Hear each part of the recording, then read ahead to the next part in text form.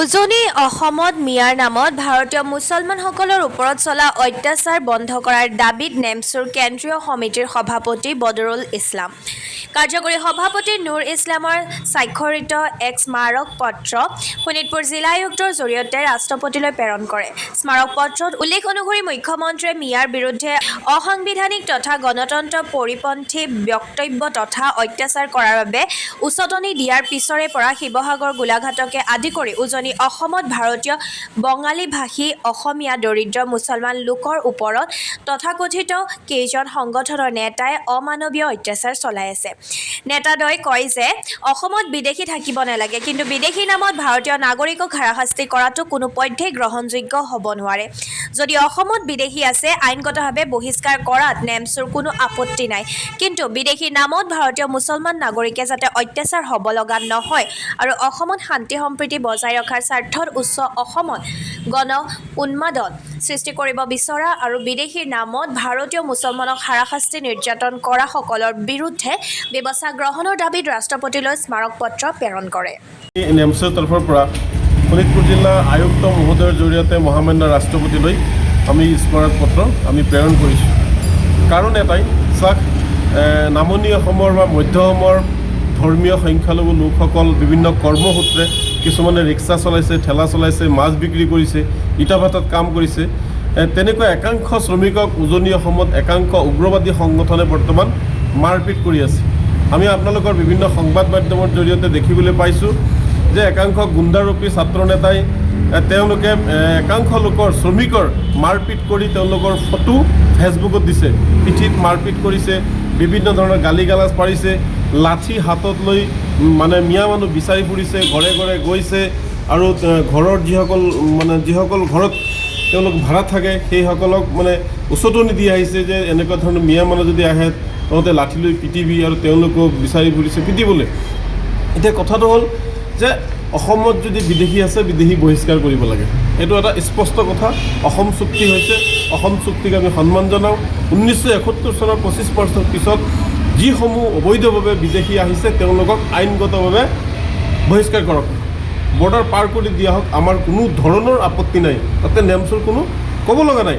কিন্তু দেখা পাইছোঁ যে ভাৰতৰ মানুহ ভাৰততে যদি শ্ৰম কৰিব নোৱাৰে, ভাৰতৰ এটা ঠাইৰ পৰা অন্য এটা ঠাইলৈ যদি তেওঁলোকে যাব নোৱাৰে, তেতিয়াহ'লে ভাৰতীয় সংবিধানক অৱমাননা কৰা হোৱা নাই জানো? ভাৰতীয় ন্যায়পালিকা ন্যায় ব্যৱস্থাটোক অৱমাননা কৰা হোৱা নাই জানো? তেওঁলোক ছাত্ৰ সংগঠনে উগ্ৰপন্থী সংগঠন, মই সেইটো তেওঁলোকক সুধিব বিচাৰিছোঁ। তেওঁলোকে যদি ছাত্ৰ সংগঠন, তেওঁলোকে হাতত কিয় লৈছে, বাঁহ লৈছে, লাঠি লৈছে? যদি কোনোবা বিদেশী কেছ কৰক না তেওঁলোকৰ বিৰুদ্ধে, আইনৰ ওচৰত চমজাই দিয়ক না তেওঁলোকে। সেইখিনি নকৰি ভাৰতীয় মানুহক ভাৰততে তেওঁলোকে অত্যাচাৰ কৰিছে, তেওঁলোকে হাতত আইন উঠাই লৈছে। এতিয়ালৈকে কিন্তু আৰক্ষীয়ে তেওঁলোকক গ্ৰেপ্তাৰ কৰা নাই। আৰক্ষীয়ে তেওঁলোকে গ্ৰেপ্তাৰ কৰিব লাগিছিলে। ভাৰতীয় ন্যায় সংহিতাৰ আধাৰত অসমৰ শান্তি শৃংখলাৰ স্বাৰ্থত তেওঁলোকে গ্ৰেপ্তাৰ কৰিব লাগিছিল। আচলতে তেওঁলোকক গ্ৰেপ্তাৰ নকৰাৰ কাৰণ এইটো যে অসমৰ মুখ্যমন্ত্ৰী ডাঙৰ